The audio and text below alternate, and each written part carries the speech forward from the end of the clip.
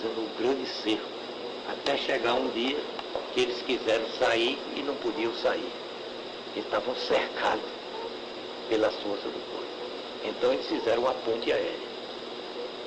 A ponte aérea, eles terminaram fazendo um armistício com os franceses. Os franceses foram embora. Os americanos, que se julgavam dono do mundo, né? Aí entraram numa coisa que já estava perdida pela França. Entraram lá com observadores, com força, e aquilo foi aumentando. E teve um momento que aquilo chegou a um número de soldados fantástico. Tanto que morreram lá mais de 80 mil soldados americanos. Um negócio espetacular. Eu vou tomar água aqui. Pode encerrar.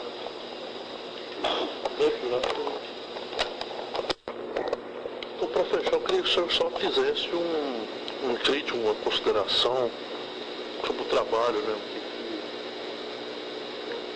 Uma orientação, melhor dizendo, sobre o seu trabalho. Não, eu acho que você, para o que nós sabemos, e como se faz um livro de história viva, você está indo à fonte, procurando aquelas pessoas que viveram aqueles pedaços da história que você quer juntar pedaço por pedaço e fazer a história de várias gerações que passaram pela política estudantil, que foram forças vivas, portanto que entenderam que o estudante não é só para estudar, como se diz vulgarmente. Esse assunto é de muito interesse deles pela melhoria do ensino. Pela melhoria do ensino. E naquela época, para você ver, nesse caso do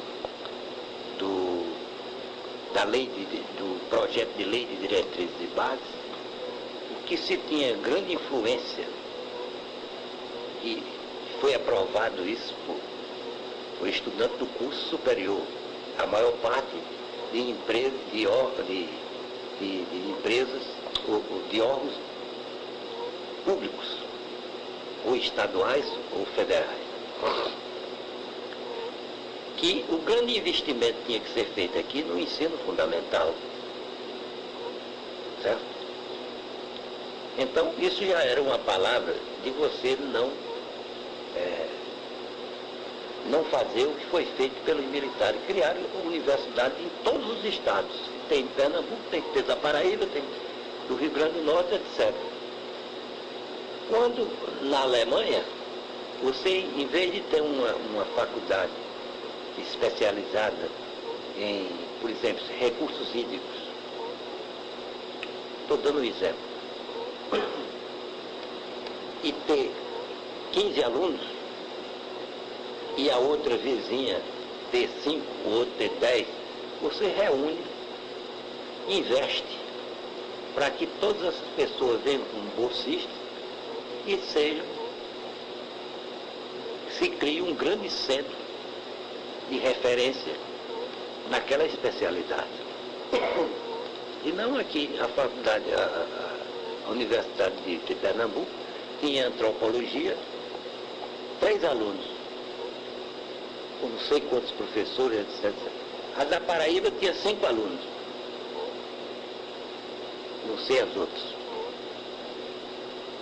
Mas por que não fazer um grande centro de especialistas nesse assunto de antropologia e juntar toda a área do Nordeste com bolsas, etc, etc. Quer dizer, o problema tinha que vir a educação, e por isso era a lei de diretrizes e bases do ensino. Nessa época, o que prevaleceu nessa proposta que se fazia como recomendação lá naquela época, era que o gasto fundamental, que você só dá prioridade no orçamento público ou em qualquer uma empresa, você diz, estou dando prioridade ao ensino. Quanto é que você tem no ensino? Tinha 5%. Para fazer viaduto você tinha 15%. Certo? Então qual é a prioridade aí? É o dono do automóvel, é o viaduto, etc. Estou dando um exemplo para que seja entendido do meu ponto de vista. Então, eu acho que o que você está fazendo, ouvindo essas pessoas, que foram as pessoas que viveram em cada época, questões, foram questões fundamentais, básicas na sua juventude, ou na passagem, são a passagem daquele período em que eram acadêmicos, depois os sujeitos chamam, transformar em universitário, quando foram criadas as universidades. Então, você está procedendo exatamente como o procedimento está correto, do ponto de vista metodológico. Eu fui um homem ligado aos estudos de planejamento de transportes. Eu fiz o curso da CEPAL, no Rio de Janeiro, fui o orador da turma. O cara cortou isso. Colega de turma meu foi Conceição Tavares,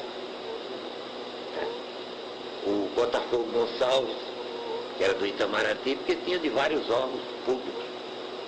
Era um convênio BNDES, CEPAL. E esse curso foi dado no Rio.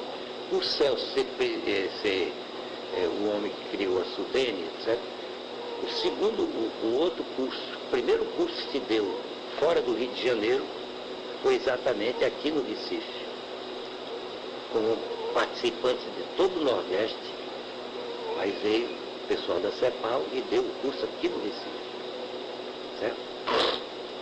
Exatamente para prestigiar o Celso Furtado com a sua política de desenvolvimento econômico e social do Nordeste, etc. Então, eu acho que, nisso tudo, eu vejo que você não pode fazer um bom livro de história sem ir às fontes, certo? Natural que você não vai às fontes